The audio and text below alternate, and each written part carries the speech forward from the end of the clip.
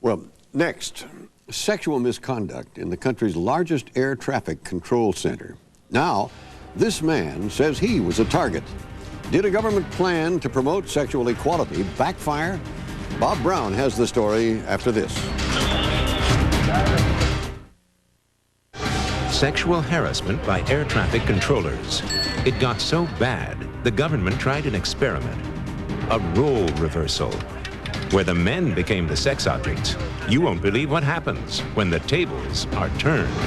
When 2020 continues after this from our ABC stations.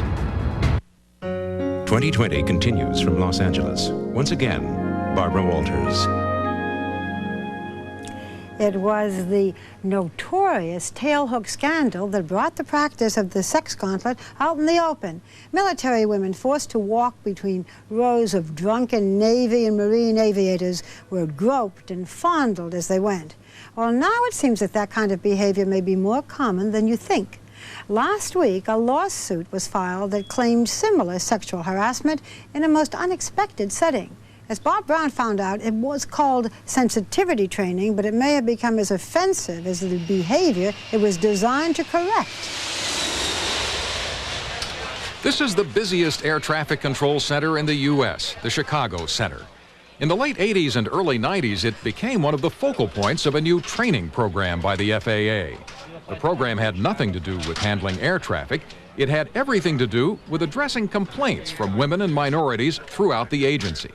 They said their lives were often made miserable as they tried to break into an area of employment that was traditionally dominated by white males.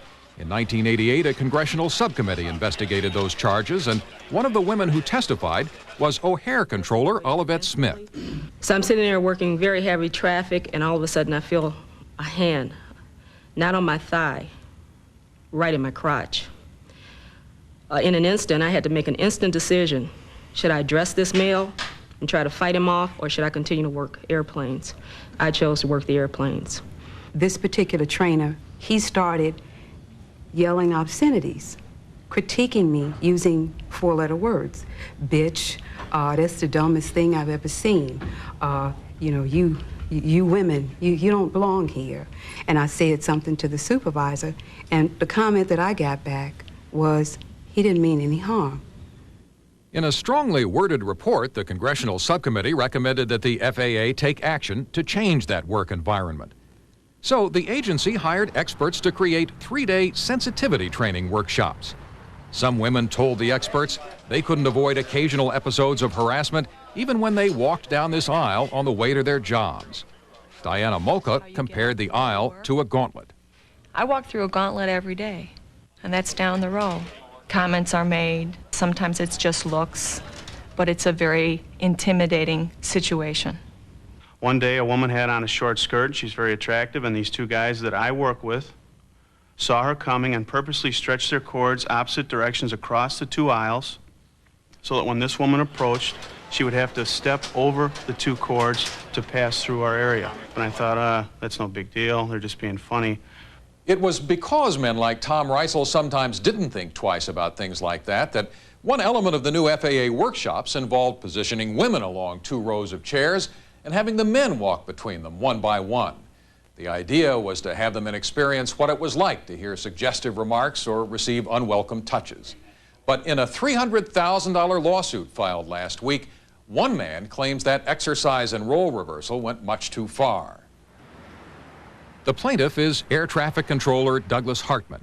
In a damage suit he filed against the Transportation Department, he claimed that during one such session in 1992, he was groped around his genitals, called a wimp, humiliated by a chart on which women used drawings of penises to rate the men. He says he had tried to opt out of going through the gauntlet. So I announced to them that I wouldn't take part, and I assumed my wishes would be honored, so I would enlist. And I walked in the door, and the door was shut behind me, and I was engulfed.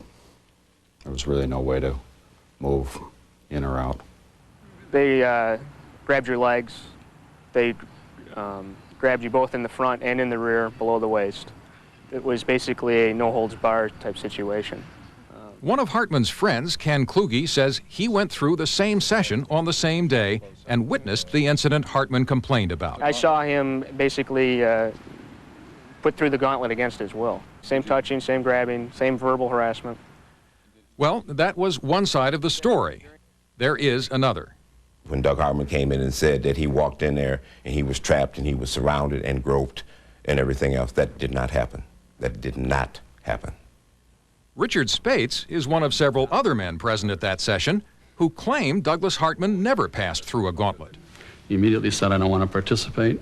Did not even get near the women. And he walked to the left and went over and took a seat. Basically blew the exercise off. And from the start of the class, he tried not to participate in anything. What's going on?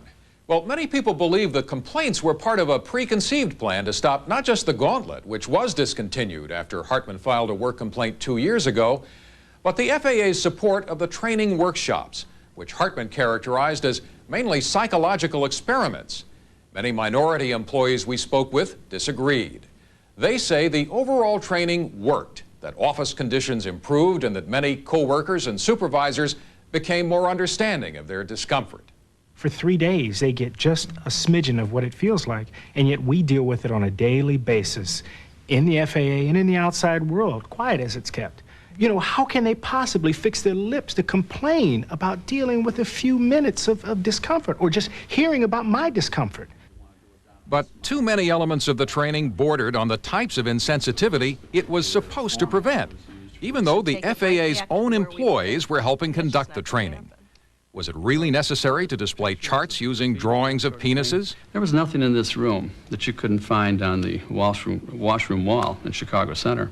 Except this was a training session, this wasn't a toilet. What we're trying to simulate here is that stuff is just as offensive. And what about characterizing the Bible as sexist? That too was reportedly brought into some sessions and was deeply disturbing to people who heard religions from Catholicism to Islam described as sexist. I think it was referred to in this particular session as just the Bible being sexist, or many different religions being sexist, and how that got played out in our society also.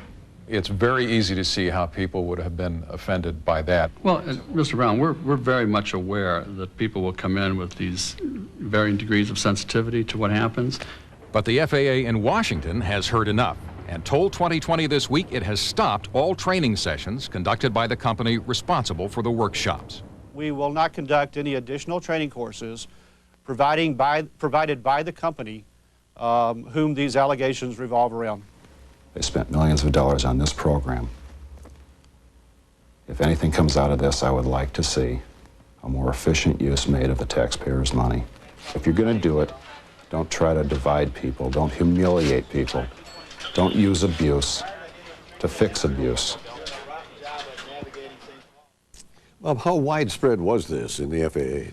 Well, this was concentrated in the Chicago Center because they said they wanted to see what kind of impact it would have if a number of people in one place went through it. However, it's a general FAA policy throughout the agency.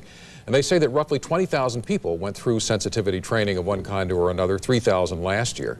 And they still stand behind the concept. They say it was under constant review, but it appears that in many instances it got out of hand and touched on people's most sensitive beliefs and sensitive areas and when they were trying to do the opposite. However it went astray, it was set up to correct a very real wrong. I think everybody agrees that there was a problem in the FAA, and on both sides. They say that they support sensitivity training, but they support it if it's done right. Interesting. Thank you, Bob. We'll be right back.